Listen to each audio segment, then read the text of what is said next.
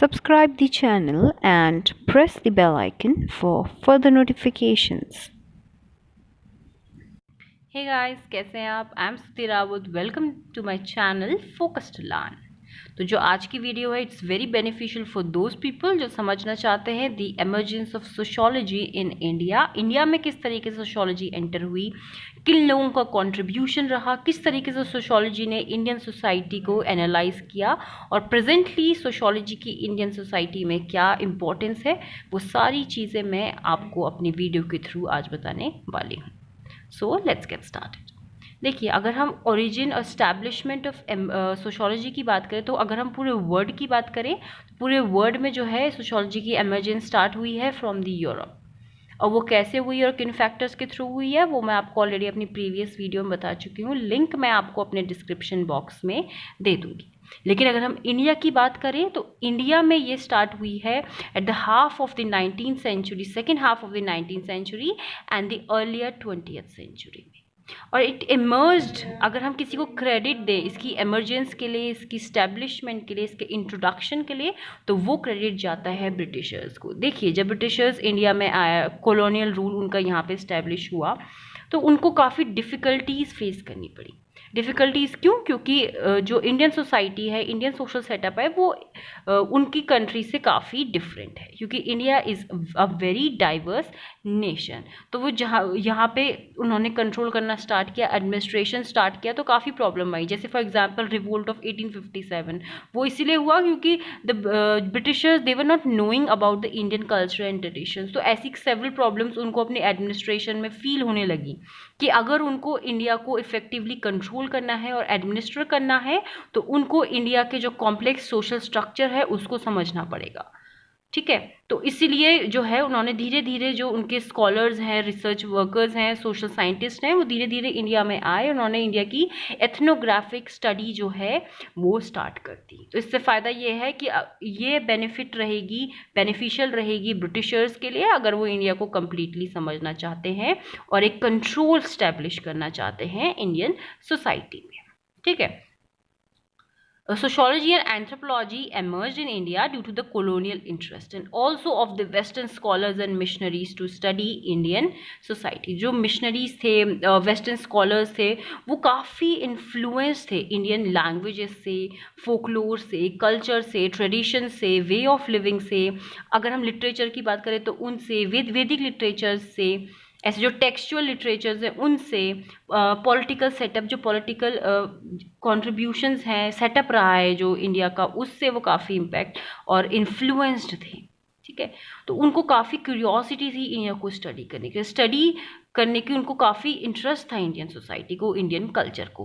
तो Indian society and culture became the testing ground for various researchers and theories. ठीक है, वो अपनी वेरियस रिसर्चेज और थ्योरीज को इंडिया में आकर उसे फुलफिल करना चाहते थे, उसे टेस्ट करना चाहते थे. तो यहाँ पे जो सोशोलॉजी की इम्पोर्टेंस है वो स्टार्ट हुई. धीरे धीरे सोशोलॉजी एंटर करने लगी into the Indian society. Okay, according to Srinivas and Panini, sociology as an independent discipline established itself in 3 different phases. अगर establishment की बात करें तो according to Srinivas and Panini, sociology ने अपने आप को as an independent discipline 3 phases में अपने आप को establish किया है. पहला phase 1773 से 1900 AD, second phase from 1901 to 1950 AD and the third phase 1950 onwards. जो पहले 2 फेज है it's the pre independence phase और जो आखिरी फेज है it's the post independence phase. ठीक है, तो अब हम देखेंगे कि किस तरीके से ये दोनों फेजेस में सोशोलॉजी ने अपनी पोजीशन जो है वो गेन की है, कैसे सोशोलॉजी फ्लरिश किया है. तो सबसे पहले sociology in first and second period जो कि है प्री इंडिपेंडेंस पीरियड.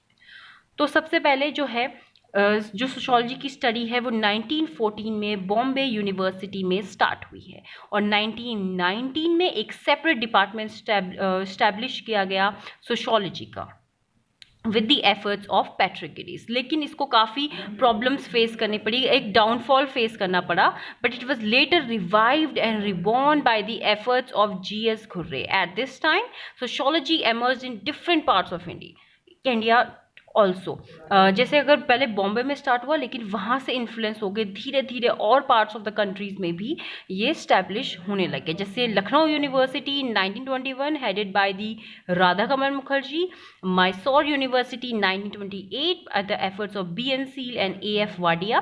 तो इसी तरीके से जो सोशियोलॉजी है धीरे धीरे इसने मोमेंटम गेन किया और धीरे धीरे different parts of the country में अपने आप को स्टैब्लिश करने लग गई। इसी टाइम पे Bombay university emerged as the epicenter for the promotion of sociological studies। Bombay university जो है एज ए एपिसेंटर स्टैब्लिश हुआ, ठीक है, as a control centre establish हुआ। और बॉम्बे यूनिवर्सिटी ने ही काफ़ी अच्छे स्कॉलर्स जो है, रिसर्चर्स जो है इंडियन सोसाइटी को दिए, जैसे कि Iravati Karve, MN Srinivas, MS Gore, KM Kapadia, AR Desai, DP Mukherjee etcetera, who gave their outstanding contribution for reshaping the future of sociology in India। Research work and studies started. इस टाइम पे अब फिर जब डिफरेंट रिसर्चर्स आए, उन्होंने इंडियन सोसाइटी को स्टडी करना start किया, तो एक रिसर्च वर्क जो है वो स्टार्ट हो गया, एक organised systematic and the scientific study of the society start हो गई। And it included the systematic study of each and every element of the society, जैसे कि कास्ट सिस्टम कुछ लोगों ने एनालाइज किया, कुछ लोगों ने किनशिप को एनालाइज किया, कुछ लोगों ने नेशनलिज्म को एनालाइज किया, कुछ लोगों ने जो different problems faced by the people हैं उनको एनालाइज किया। तो जो each and every element of the society है वो लोगों ने अपनी रिसर्च में कवर करना स्टार्ट कर दिया है। देखिए एक स्टेटमेंट है, sociology emerge as a mix bag without a proper identity of its own. ये इसलिए कहा गया है क्योंकि सोशियोलॉजी जो है it's a queen of all the other social sciences. वो इसीलिए है क्योंकि सोशियोलॉजी का कोई डायमेंशन नहीं है, कुछ एंड नहीं है कि कहाँ से स्टार्ट होकर कहाँ खत्म होगी। Everything that happens in the society और the everything that is connected with the society comes under study of sociology. तो सोशियोलॉजी एक ऐसी सोशल साइंस है जो अपने आप में ही इनहेरिट करती है, इंक्लूड करती है various other social sciences.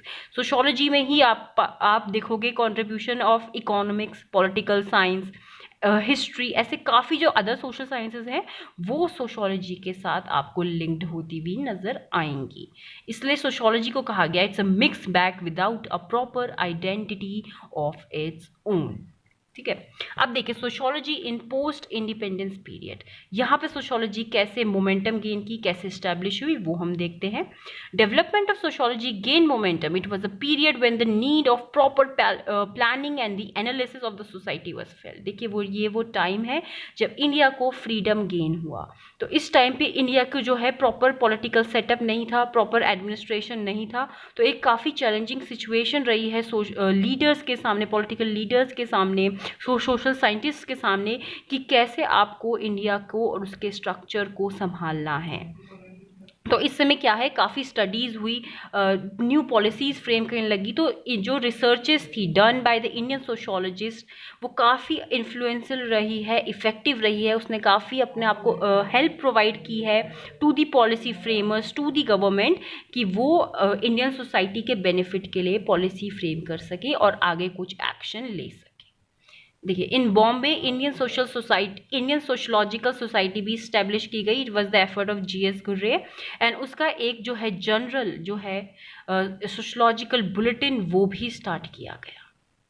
Many domains of sociological studies emerge like studies on women. अब धीरे धीरे जो प्रॉब्लम सोसाइटी फेस करने लगी उस पर स्टडीज़ होने लगी, जैसे कि स्टडी होने लगी विमेन और उनकी कंडीशंस पे, चाइल्ड लेबर पे, कम्युनलिज्म पे, कास्ट पे, रिलीजन, अर्बनाइजेशन पे, वेस्टर्नाइजेशन पे, पोवर्टी, अनएम्प्लॉयमेंट, ऐसी सेवरल प्रॉब्लम्स जो पोस्ट इंडिपेंडेंट इंडिया को फेस करनी पड़ रही थी, इन सारे डोमेन्स पे सोशोलॉजिकल स्टडी स्टार्ट होने लग गई। Sociology helped a lot to policy framers to understand the Indian society, its composition, structure and roots of several social problems.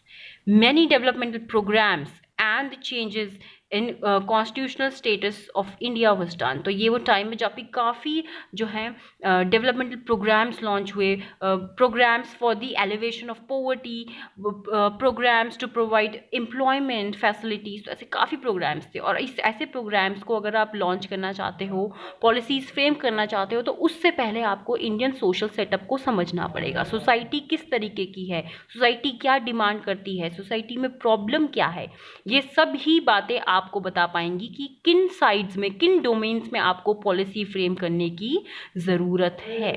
ठीक है, ये तो यही था contribution of the Indian social scientist, किस तरीके से उन्होंने अपना कंट्रीब्यूशन दिया और किस तरीके से जो उनकी स्टडी की गई उस स्टडी ने इंडियन सोशल सेटअप को इन्फ्लुएंस किया और किस तरीके से सोशोलॉजी इंडिया में स्टार्ट हुआ। लेकिन अगर हम कंपेयर करें आज भी सोशोलॉजी का स्टेटस इंडिया में कैसा है, तो वो ऑब्वियसली जो है आपका फॉरेन सोसाइटी में, फॉरेन नेशंस में जो सोशोलॉजी की पोजीशन है वो हायर स्टेटस है बजाय इंडिया में। इंडिया में आज भी सोशोलॉजी इतनी अच्छी तरीके से फ्लरिश नहीं कर पाई है, तो इसलिए और एफर्ट लाने की ज़रूरत है। इस जो सिस्टमैटिक स्टडी है इसको इम्पोर्टेंस देने की ज़रूरत है अगर आपको इंडियन सोसाइटी के जो फंक्शन है आप उसको अच्छे से फंक्शन करना चाहते हो, उसे देखना चाहते हो, आगे कोई प्रॉब्लम ना आए वो आप इंश्योर करना चाहते हो, तो आपको इंडियन सोसाइटी को कम्प्लीटली स्टडी करना पड़ेगा and you have to promote the sociological study of the society. So that's all for my today's video. और इस वीडियो में मैंने जो भी आपको चीज़ें बताई, आई होप वो चीज़ें आपको हेल्प करें समझने में